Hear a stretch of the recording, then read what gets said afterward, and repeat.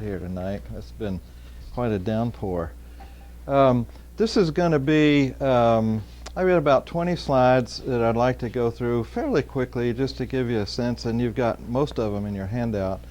And spend most of the time on the written handout. It has 15 different strategies for pain management, and I divided them up into hypnosis and mindful meditation. There may be some argument about, well, I think this one belongs in the other spot, and so you're welcome to just include them all under the hypnosis and mindful meditation category. But they are practices. They're things that you can do.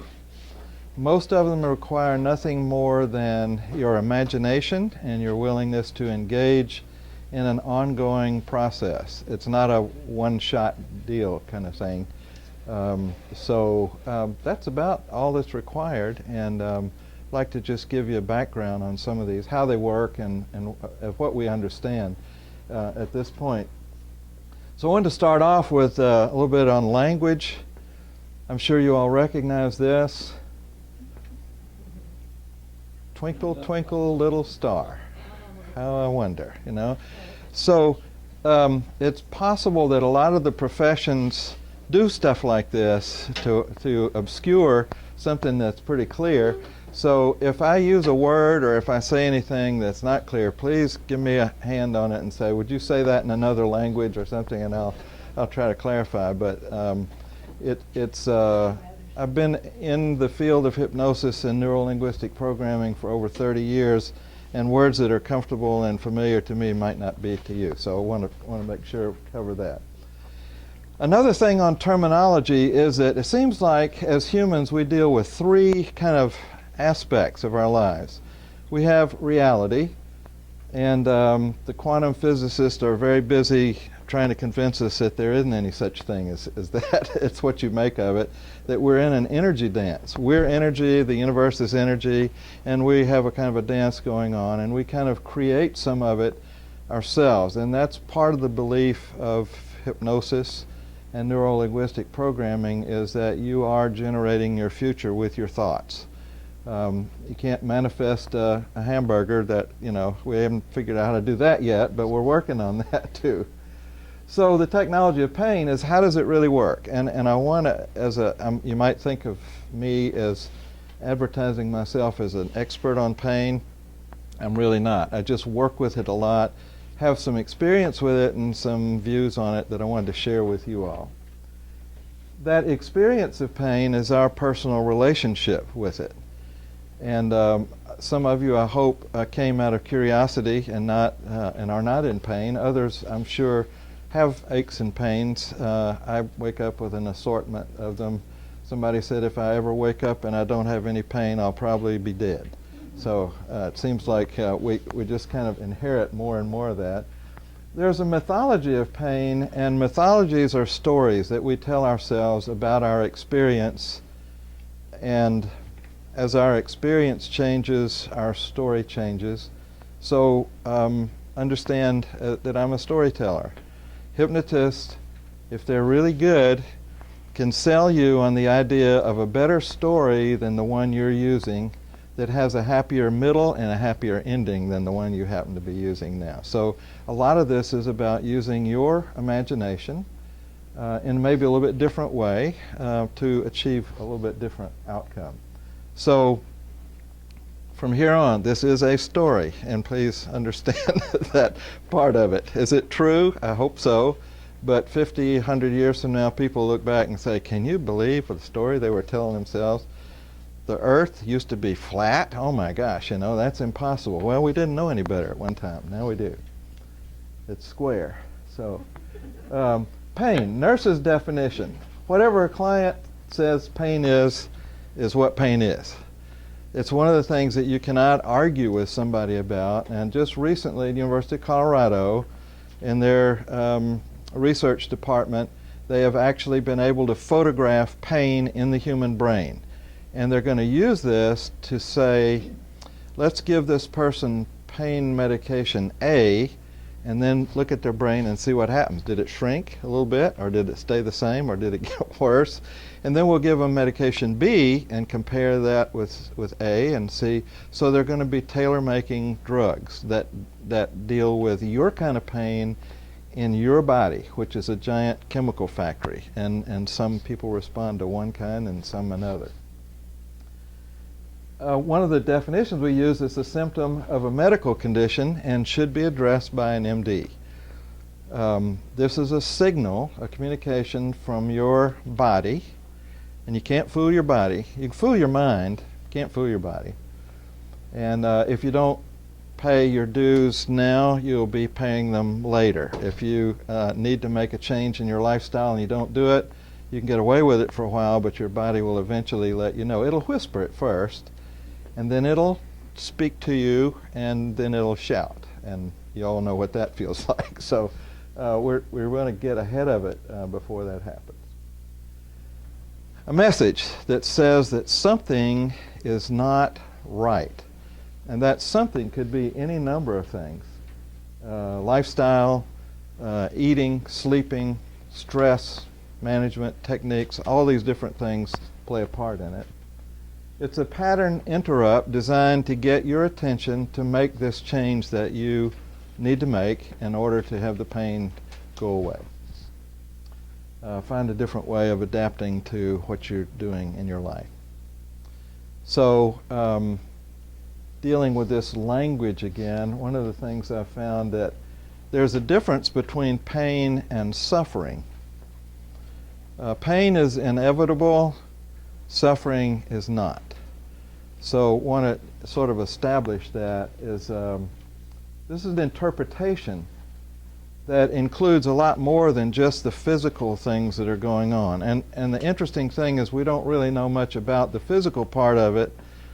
There were, when I was in school, there was a theory that, and you touch something hot, and the little heat sensor nerve in your finger sent a nerve up to your message up to your brain, and your brain said, ouch, take your hand away. It sent the message back, and then you drop back. And we found out later that that message does never get to the brain. It just goes to your spinal cord and activates a reflex. And so it's not that. The brain is involved.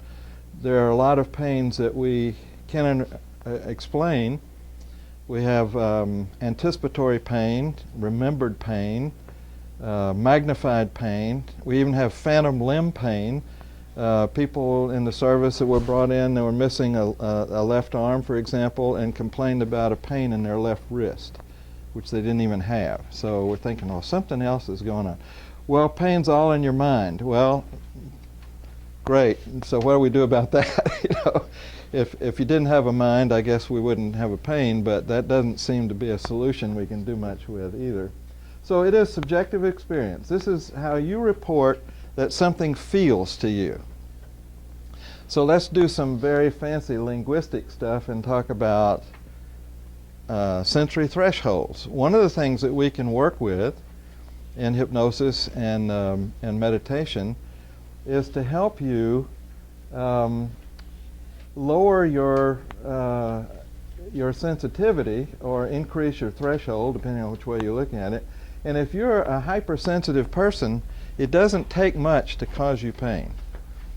And with your imagination, this is not pretend, this is really happening. With your imagination, you can bring that threshold so that the same amount of stimulus produces less discomfort, less pain for you.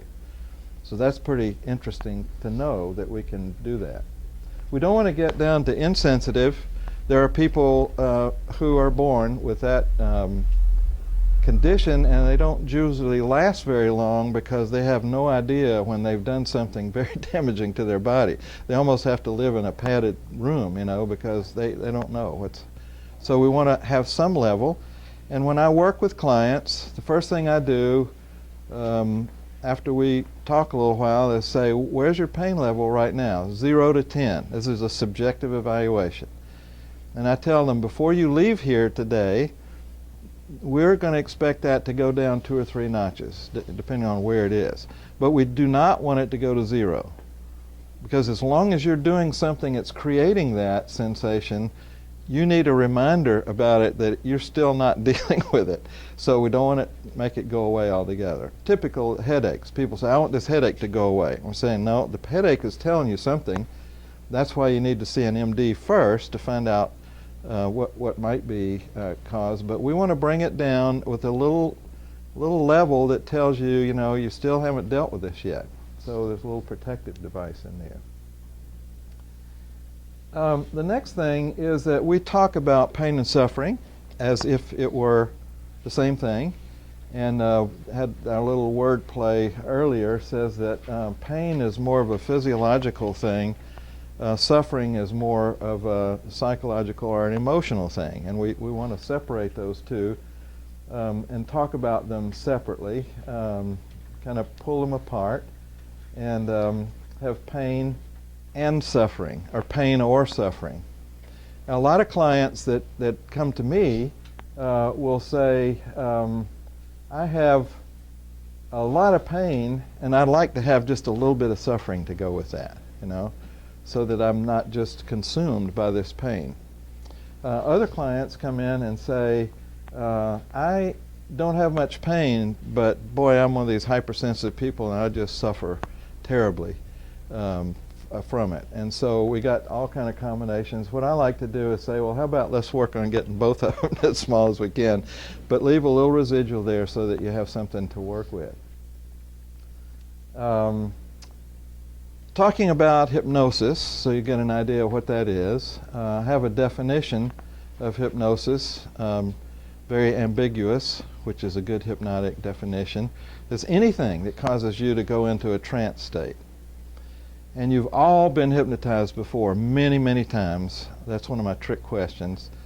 Highway hypnosis, when you drive by your exit, oh, there goes, I forgot to turn, Good books, good movies, good discussions, sometimes good meals, all very hypnotic kind of things. It's that you sort of get lost in it, and you have an awareness of that, but not much else around it. Trance, on the other hand, and so hypnosis is a process that causes you to go into the trance. The trance itself, a couple of definitions. One is a mental state where you're paying attention to one thing pretty much exclusively, and you're not paying attention to anything else. By that definition, we're in trance about 99% of the time. So one of my goals as a client comes in is to get you out of your trance and get you into another trance that works better than the one that you're in right now. It's just kind of trance shifting, I guess you could call it. Another one, more traditional, is where there's a rapport that builds up between two people, the hypnotist and the client. And the reason for developing that rapport is that we have a factor that works when we're wide awake in our so-called beta state, and I'll tell you a little bit more about beta state. It's called critical factor. So if you want to make a change, your critical factor is alive and well when you're awake, and I could say, in an hour and a half, when you leave here, your suffering level is going to reduce by 3 points. Now you may say, yeah, that's what I want. That's good. Your critical factor is back there saying, you believe that? I mean, that is preposterous. I mean, it has never happened before. What makes you think it's going to happen now? Blah, blah, blah, blah, blah, and it just keeps going. And it argues against what you would be able to imagine.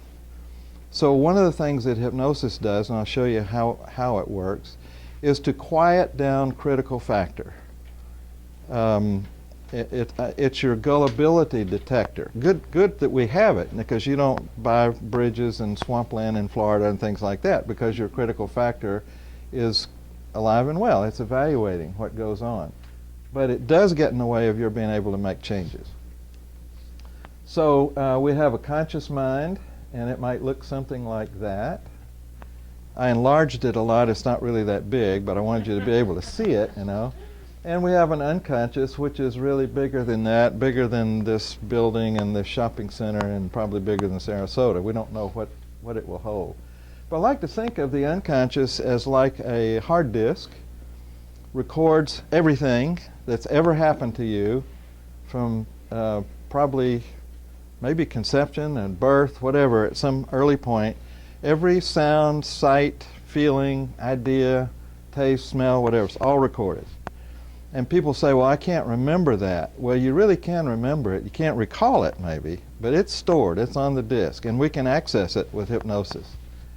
The conscious mind is the part of you that makes decisions. It can make choice. The unconscious is like a hard disk. It doesn't choose anything. It just stores the stuff that goes on there. And it can pull some of that stuff back again. That's where every habit that you have stored on your hard disk. That's why you can do things without having to think about them, like talk and walk and eat and drive a car. It's because you've gone through the process of transferring it from your conscious mind into your unconscious, and now you can execute those little subroutines or those little programs without having to really invest a lot of conscious effort in it anymore. So, a little bit about the two minds. So, if you were to hook us up to an EEG machine right now, I'm assuming all of us would be in what we call beta state, which is wide awake, normal, daily being awake. When we say I'm awake, that's usually what we mean. And that is 13 to 25 hertz for the scientists out there. Hertz is beats per second. So 13 to 25 beats every second. That may not sound like a lot, but if you tried to count 13 times in a second, it's just really ripping along. If you sit down after doing a task and you think, I just want to relax, it feels so good, you're moving into alpha. That's 9 to 12 hertz, and your body's slowing down, and so is your brain, and that's what we call relax or light trance state. If you continued sitting there, maybe in your comfortable chair in front of an exciting political discussion or football game or something like that, you might slip off into theta state, which we call a deeper trance. And this is the twilight zone, sort of. You're not asleep, but you're not awake either in these two middle ones. And then if you continued on, you'd go into normal delta sleep, which is 0.5 to 4 hertz. So my job as a hypnotist is to say, I want to keep you from going to sleep. Probably never heard that from a hypnotist. They say, sleep, sleep, Don't really want you to do that. I want you to go towards sleep, but not get there.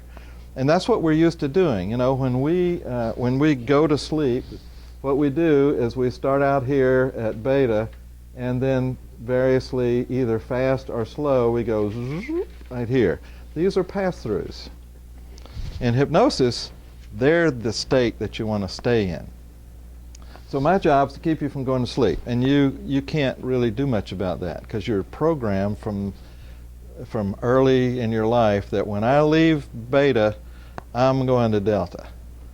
So I put my chair up where that I can reach your chair with my foot and kick it if you start snoring or doing something like that to keep you from doing it. And your job is to get out of beta, and I can't do that. You have to do the relaxing and sort of let your mind and your body just kind of slow down.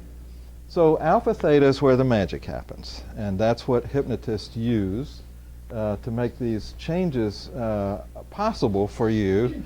And so when you go to sleep, you're going this way. When you wake up, what you're really doing is going from delta back up through theta and alpha and back up to beta. Now, how many of you do that really fast? Nobody. Everybody kind of climbs up and gets a cup of coffee, walk around a little bit, So for a while, you're sort of transitioning through theta and alpha until you get back fully awake. How many of you go to sleep really fast? A couple do that. Okay, learn how to just zip right down through there. Though you would be a little bit of a problem for me because I'd have to interrupt you from making that journey all the way to keep you from going to sleep. Now alpha theta, the good thing about it is that's where critical factor begins to fade out. It starts fading a lot in alpha, fades out a whole lot in theta. And so what these look like, if we could see the brain waves on an oscilloscope, beta would look like this. very active, you know, it's just really going, and you're wide awake. As you begin to relax and you slip into alpha, you can see this thing beginning to stretch out a little bit. It's kind of calming down, and you're just starting to look kind of relaxed there. And then if you get into theta, it stretches out even more, and now you're in the twilight zone. Wonderful place to be. This is where lots of the magic can happen in theta. And then if you continued on, which I try to help you avoid, you'd be in delta, which is the normal sleep state. Now I have ways to tell whether you're sleeping or not, and I'm looking for indications from you to see whether any of these things are happening, and I know right away that you've gone to sleep on me. And snoring is another one that I use. And so I'd kick the chair a little bit, say, come back, don't come all the way back, but come back a little bit, because you need to be able, there's nothing wrong with sleep, but except that you filter out most of the sounds unless they're urgent, like a baby crying or an alarm clock. And well, men aren't sensitive to baby crying, but women are highly sensitive to that. So critical faculty, this part that distinguishes between what's real and what am I imagining. And it's really the part that really cares about that kind of a distinction. The unconscious doesn't really care about whether it's real or whether it's just imagination. It's just storing it. It doesn't make any difference. Is it something that you believe, or something's told you to believe, or you read it in a book and you believe it? Well, it just stores it in there as data. So the waking state, we have our conscious mind, our unconscious mind, and we have critical faculty sitting out here evaluating everything that comes in. And when we move into the hypnotic state, critical faculty just goes away. It's depotentiated, or it fades into the background. And so it's kind of a willful suspension of disbelief. That's a fancy way of saying it. I just say it's your imagination. That's all that's required in order to be really good at this. Changing to another topic of mindful meditation, and I have a trouble sometimes distinguishing between these, because I've already said that we're always in a trance, so that means we're always hypnotized. And this is something you can do while you're in a trance here. Being present in the present moment all the time without judgment. And so I'm going to tell you how to use that. A lot of our being conscious is not present. And we found out that you can't do something yesterday and you can't do something tomorrow. You can only do something right now. We only have here and now, but we tend to think differently. Our conscious mind is dealing with past, present, future in a very abstract way. Your unconscious mind, always present in the present, has to be, because it's running your body.